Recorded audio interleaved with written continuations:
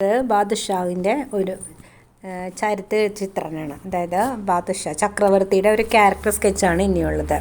അതിൽ answer pair of questions ഉള്ളത് 1857 की स्वतंत्रता संग्राम के बाद बहादुर शाह जफर को कैदी बनाकर रंगून भेजा गया. അപ്പോൾ 1857 സ്വതന്ത്രതാ സംഗ്രാം ഒരു വിപ്ലവം ഉണ്ടായിരുന്നല്ലോ. ആ യുദ്ധത്തിന് ശേഷം ബഹാദൂർ ഷാ സഫറിനെ കൈദിയാക്കി, അതായത് ബന്ധനസ്ഥനാക്കിയിട്ട് രംഗൂണിൽ പറഞ്ഞയച്ചു, രംഗൂണിലേക്ക് കൊണ്ടുപോയി.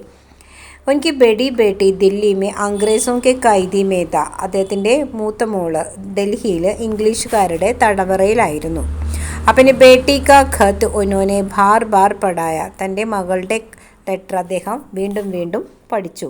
ഖത്ത് പഠിക്കാർ ഉനക്ക് ആംഖോം സെ ആസു ബഹത്തി ഹേ, ആ ലെറ്റർ വായിച്ച ശേഷം അദ്ദേഹത്തിൻ്റെ കണ്ണുകളിൽ നിന്ന് കണ്ണുനീര് ഒഴുകിക്കൊണ്ടിരുന്നു.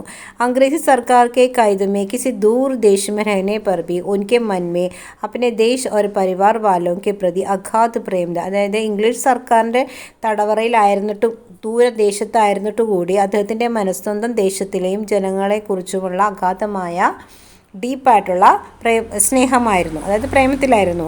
അപ്പം ഈ ജനതാക്കെ ബാരമേ സോച്ചിക്കർ വ രോതി ഹെ, തൻ്റെ സ്വന്തം നാട്ടിലെ ജനങ്ങളെക്കുറിച്ച് ഓർത്തിട്ട് അദ്ദേഹം കരയുകയായിരുന്നു. ഉനക്ക് അപ്പനെ ദില്ലി വാലിയോം കെ പ്രതി പ്രേം ഓർ സഹാനുഭൂതി, അദ്ദേഹത്തിൻ്റെ ഡൽഹിയിലെ ആളുകളെ പ്രതി അദ്ദേഹത്തിന് സ്നേഹവും സഹാനുഭൂതിയുമായിരുന്നു.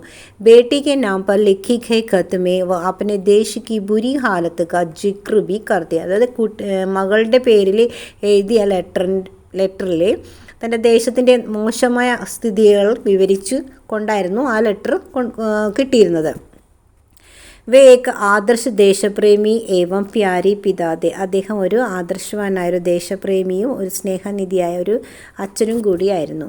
കോസും തൂർക്കി കൈദമേ രഹ്കർ ബി ഉൻകാ മൻ അപ്പനെ പരിവാർ വാലോം ഏവം ദില്ലി വാസിയോം കെ പ്രതി വ്യാകുൽതെ, അതായത് മൈലുകൾക്കപ്പുറം ദൂരെയാണ് അദ്ദേഹം തടവിലായിരുന്നിട്ട് കൂടി അദ്ദേഹത്തിൻ്റെ മനസ്സ് സ്വന്തം കുടുംബത്തെ പ്രതിയും ഡൽഹിയിലെ ആളുകളെ പ്രതിയും മനസ്സ് വ്യാകുലമായിരുന്നു. അപ്പോൾ ഇതാണ് ചക്രവർത്തിയുടെ ക്യാരക്ടർ സ്കെച്ച്.